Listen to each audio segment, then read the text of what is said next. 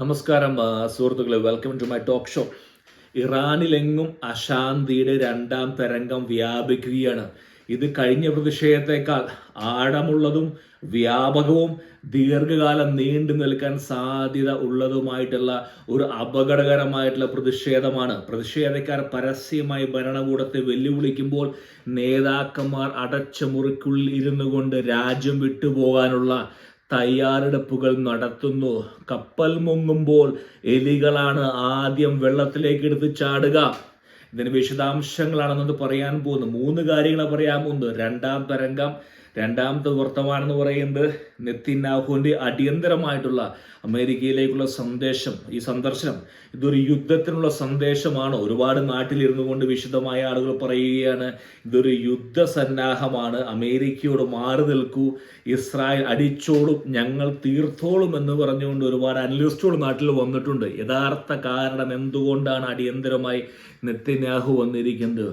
അതായത് ഒരു വീക്ക് അല്ലെങ്കിൽ തളർന്നിരിക്കുന്ന ഇറാൻ എന്നുള്ളത് ഇസ്രായേലിന് എന്തായിരിക്കും കൊടുക്കാൻ പോകുന്നത്? ഇതൊക്കെ നമ്മൾ വിശദാംശങ്ങൾ പറയാൻ പോവുകയാണ്. ഇറാനിൽ ഒരു അശാന്തി രൂപപ്പെടുന്നു കാണാൻ സാധിക്കുകയാണ്.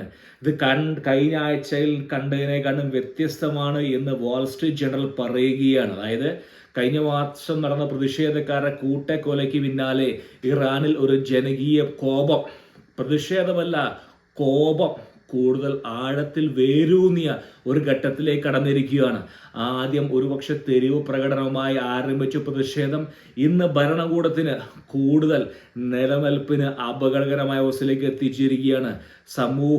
ഭയങ്കര വ്യാപകമായിട്ടുള്ള നിസ്സഹകരണത്തിലേക്ക് എത്തിച്ചിരിക്കുകയാണ്. സ്കൂളുകൾ, ആശുപത്രികൾ, സർവകലാശാലകൾ, തൊഴിലാളി യൂണിയനുകൾ, ശവസംസ്കാര ചടങ്ങിൽ പോലും ഇത് പ്രകടമാണ്. അതായത് സുരക്ഷാ സേന കൊന്നവരുടെ കല്ലറകൾ വിലപിക്കുന്ന 100 കണക്കിന് കുട്ടികൾ, ദേശീയ ഗാനം പാടാൻ വിസമ്മതിക്കുന്ന കുട്ടികൾ, അധ്യാപകർ പോലും സ്കൂളിൽ നിന്ന് പണിമുടക്കുന്നു, തൊഴിലാളി യൂണിയനുകൾ പണിമുടക്കുന്നു, ഡോക്ടർമാർ, അതായത് പ്രതിഷേധക്കാരെ, അതായത് മരണപ്പെട്ട പ്രതിഷേധക്കാരെ, പരിക്കേറ്റ പ്രതിഷേധക്കാരെ ചികിത്സിച്ച ഡോക്ടർമാരെ അറസ്റ്റ് ചെയ്തതിന്റെ പേരിൽ ഡോക്ടർമാർ പോലും പണിമുടക്കുന്ന ഒരു കാഴ്ചയാണ് കാണുന്നത്. ഒരു സ്ത്രീ പറയുകയാണ് വാൾസ്ട്രീറ്റ് ജേർണലിൽ, അതായത് ഞങ്ങൾ കടന്നു പോകുന്ന ഈ ഒരു അവസ്ഥ അടുത്ത തലമുറയ്ക്ക് വരാതിരിക്കാൻ വേണ്ടി ഞങ്ങൾ മരിക്കാനും തയ്യാറാവുകയാണ് എന്ന് പറയുകയാണ്. അതായത് പ്രതിഷേധങ്ങൾക്ക് ഭരണകൂടത്തിന്റെ പ്രതിഷേധം നമ്മൾ അറിയാവുന്ന പോലെ അടിച്ചമർത്തൽ തന്നെയാണ്. പക്ഷേ ഞാൻ പറയാൻ ഉദ്ദേശിക്കുന്ന കാര്യം എന്ന് പറയുന്നത് ഇത് ഒരു കോപം പടരുകയാണ്. കാരണം ഇപ്പോൾ ഇറാനിലെ രജീം 2 വർഷങ്ങളാണ്. കുറെ കപ്പൽ പട അവിടെ വന്ന് നിൽപ്പുണ്ട്, അർമാഡ എന്നൊക്കെ പറയുന്നു. രണ്ടാമത്തെ ഈ രാജ്യത്തിനകത്ത് ഒരു രൂപപ്പെടുകയാണ്. ഞാൻ ഈ പറയുന്നത് ഒരു പക്ഷേ ഇത് ശരിയാണോ തെറ്റാണോ, അതായത് ഇത് കോപം വരുന്നത് ശരിയാണോ അല്ലെങ്കിൽ ജനങ്ങൾ തെരുവിലിറങ്ങണമെന്ന് പറയലേ എന്ന്. പക്ഷെ അവിടുത്തെ മൊത്തത്തിൽ ഒരു കാര്യം പറഞ്ഞ് മനസ്സിലാക്കാൻ ശ്രമിക്കുകയാണ്. അതായത് പ്രശസ്തമായിട്ടുള്ള ഇറാനിയൻ നടി ഇനി അഭിനയിക്കില്ല എന്ന് പ്രഖ്യാപിച്ചു. രക്തത്തിന്റെ ഗന്ധമുള്ള രാജ്യത്ത് ഞാൻ ഇനി ജോലി ചെയ്യില്ല എന്ന് പറയുകയാണ്. ഇതിനെപ്പറ്റി എനിക്കൊന്നും കൂടുതലൊന്നും പറയാനില്ല. കാരണം വളരെ വ്യക്തമായി രണ്ടാം തരംഗം വരാൻ പോവുകയാണ്. രണ്ടാം തരംഗത്തിൽ ആദ്യ തരംഗത്തിൽ നമുക്കറിയാം 10-35,000 പേരും 50,000 അധികം പേര് അറസ്റ്റ് ചെയ്യപ്പെട്ടു. അതായത് ഇനി തെരുവിലെ മനോഭാവം, അതായത് എന്തായിരിക്കും തെരുവിലെ മനോഭാവത്തിന് അഗെയിൻസ്റ്റ് ആയിട്ട് അധികാരത്തിന്റെ ഇടനാഴിയിലെ അവസ്ഥ എങ്ങനെയാണ് ഈ പറയുന്ന കോപത്തെ അടിച്ചമർത്താനായിട്ട് ശ്രമിക്കാൻ പോകുന്ന ഖമേനിയും കൂട്ടരും? ജനങ്ങളിൽ ആവശ്യപ്പെടുന്ന പരിഷ്കാരമല്ല.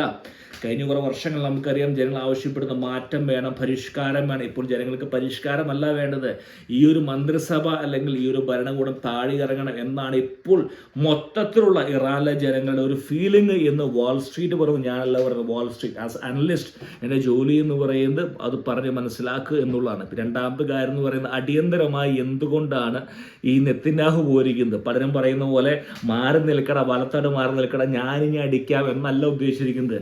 നെതന്യാഹു പറയും നിങ്ങൾ എന്തൊക്കെയോ സംസാരിക്കുന്നുണ്ട് ഒമാനിൽ, അതായത് അമേരിക്കയും പിന്നെ ഇറാനും കൂടി. നിങ്ങൾ സംസാരിക്കാതിരിക്കുക എന്തോ ആയിക്കോട്ടെ, പക്ഷെ ഞങ്ങൾക്ക് ചില കൺസേൺസ് ഉണ്ട്. അതായത് ബലിസ്റ്റിക് മിസൈൽ ശേഖരം, അതായത് ഇറാന്റെ ബലിസ്റ്റിക് മിസൈൽ ശേഖരം ഏകദേശം 8,000-ഓളം എണ്ണം വരുമെന്നാണ് ഇന്റലിജൻസ് വിവരങ്ങൾ പുറത്തു വന്നിരിക്കുന്നത് ഇസ്രായേലിന്. 8,000 എന്ന് പറഞ്ഞാൽ 1000 എണ്ണം ഒരുമിച്ച് വന്നാൽ ഇസ്രായേൽ തീരും.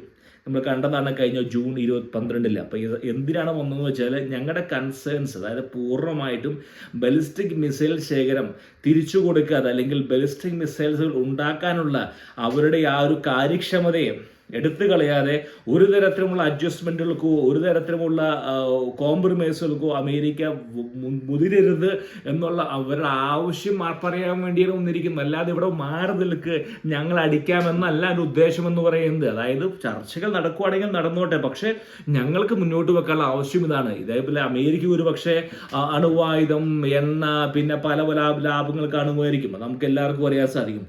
ഇതല്ല ഇസ്രായേലിന് ആവശ്യമെന്ന് പറയുന്നത് ബലിസ്റ്റിക് മിസൈൽ ശേഖരം ആ കഴിവ് ഇനി ഉണ്ടാക്കില്ല എന്നുള്ള ഉറപ്പ്. ഇത് ഇറാൻ കൊടുക്കുമോ കൊടുക്കില്ലോ എന്നും പറയാൻ മാത്രം മണ്ടനോ ഒന്നും ഞാനൊരു വലിയ വ്യക്തിയൊന്നുമല്ല, അതൊക്കെ അവരുടേതായ കാര്യങ്ങൾ. പക്ഷെ ഇതിനാണ് മെയിനായിട്ട് വന്നിരിക്കുന്നത്.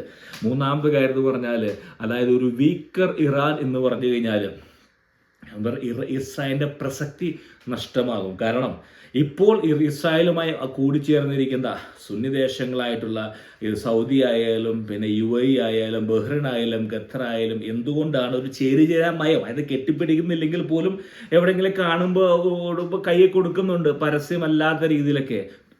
കാരണം എന്തുകൊണ്ടാണ്?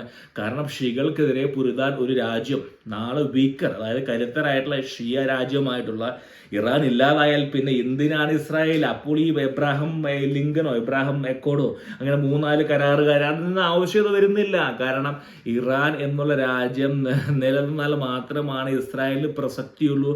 അങ്ങനെ ഉണ്ടായാൽ മാത്രമേ ഈ പറയുന്ന സുന്നി രാജ്യങ്ങളായിട്ടുള്ള എല്ലാ രാജ്യങ്ങളും ആരും കൂട്ടുകെട്ട് അറബ് ലീഗ് എന്ന ഗുരുപക്ഷം അവരെല്ലാവരും ഇസ്രായേലിനെ ഗൗനിക്കുകയുള്ളൂ. അല്ലെങ്കിൽ ഇവരെല്ലാവരും ഇസ്രായേലിനെ ആട്ടിത്തള്ളും. അത് വളരെ വ്യക്തമാക്കി അറിയാവുന്ന ഒരാളാണ് ബെഞ്ചമിൻ നെതന്യാഹു. അപ്പോൾ അതുകൊണ്ട് അമേരിക്കയുടെ നയമെന്ന് പറയുന്നത് ഇപ്പോൾ ഈ ഒമാനിലെ ചർച്ചകൾ പിരിഞ്ഞിരിക്കുകയാണ്. അപ്പോൾ ഒരു പക്ഷേ അത് ഫലവത്തായില്ല എന്നറിയാൻ കഴിഞ്ഞിട്ട് അമേരിക്ക അടുത്ത നയമെന്ന് പറയുന്നത് ഈ പറയുന്ന കപ്പൽ വ്യൂഹങ്ങൾ അവിടെ സ്ഥാപിച്ച ശേഷം ഇറാനിൽ നിന്ന് പുറത്തേക്ക് ഇറങ്ങുന്ന എല്ലാ എണ്ണ കപ്പലും പിടിച്ചടക്കുക. മറ്റേ ഇവിടെ കറാക്കസിൽ മഡൂറോനോട് കാണിച്ച പോലെ തന്നെ വെനസ്വേലൻ തീരത്ത് 10-15 കപ്പലിൽ ഇട്ടിട്ട് അവിടെ ശ്വാസം മുട്ടിക്കുകയായിരുന്നു. അവിടെ ആ ഒരവസ്ഥയിൽ പിന്നെ അവിടെ അങ്ങനെ കുറേ ആളുകൾ കൂറുമാറി അവിടെ അമേരിക്ക പോയി അവരെ പിടിച്ചുകൊണ്ട് വരികയായിരുന്നു ഉണ്ടായിരുന്നേ. ആ ഒരവസ്ഥ സൃഷ്ടിക്കുകയാണ്. പക്ഷേ ഇറാൻ, ഞാൻ വീണ്ടും പറയുന്നു, ചെറിയൊരു പുള്ളിയല്ല. ഇറാൻ തീർച്ചയായും റിറ്റാലിയേഷൻ ഉണ്ടാകും. അതായത് ഇറാന്റെ ഏതെങ്കിലും ചരക്ക് കപ്പൽ അല്ലെങ്കിൽ എണ്ണയുമായി പുറപ്പെടുന്ന കപ്പൽ അമേരിക്ക പിടിച്ചടക്കിയാൽ തീർച്ചയായിട്ടും അതിന്റെ പ്രത്യാഘാതം വെനസ്വേല പോലെ ആയിരിക്കില്ല. അത് യുദ്ധത്തിൽ കലാശിക്കും എന്നുള്ള വ്യക്തമായിട്ടുള്ള ബോധ്യം അമേരിക്ക ഉണ്ട്. കാരണം ഇറാൻ എന്ന് പറയുന്നത് ചെറിയ രാജ്യമല്ല, കീഴടക്കുക എന്ന് പറയുന്നത്. കാരണം വളരെ ഭയങ്കര വലിയ ഭൂപ്രകൃതി പ്രകാരം വലിയൊരു രാജ്യമാണ്. അവ പിടിച്ചടക്കുക എന്നുള്ള എളുപ്പമല്ല. പെട്ടെന്ന് അവിടെ ചെന്നിങ്ങനെ കൊണ്ടുവരാൻ സാധിക്കില്ല. അവർക്ക് എന്തെങ്കിലും ചെയ്യണമെങ്കിൽ ഒരുപക്ഷെ പാകിസ്ഥാന് സഹായം തേടിയേ പറ്റും. അവിടുന്ന് ഇവിടുന്ന് കുറെ മലീഷ്യസിനെ കയറ്റി വിടുക, അസ്ഥിരത ഉണ്ടാക്കുക, അതൊക്കെ പറ്റുള്ളൂ. പക്ഷെ ഒരു കാര്യം എന്ന് പറയുന്നത്, ഞാൻ പറയാൻ ആഗ്രഹിച്ച കാര്യം എന്ന് പറയുന്നത്, 2ാം തരംഗം വന്നിരിക്കുകയാണ്. ഇത് കോപമാണ്, പ്രതിഷേധമല്ല. ഈ കോപം, അതായത് ഈ അധികാരമുള്ളവർക്ക് ഈ ജനകീയ കോപം ഭരണ മുറുക്കത്തിന് യഥാർത്ഥ ഭീഷണിയാകുമോ? ഭരിക്കുന്നവർക്ക് യഥാർത്ഥ ഭീഷണിയാകുമോ ഈ കോപം എന്നുള്ളത് വരും ദിവസം നമുക്ക് കാണാൻ സാധിക്കും സുഹൃത്തുക്കളെ.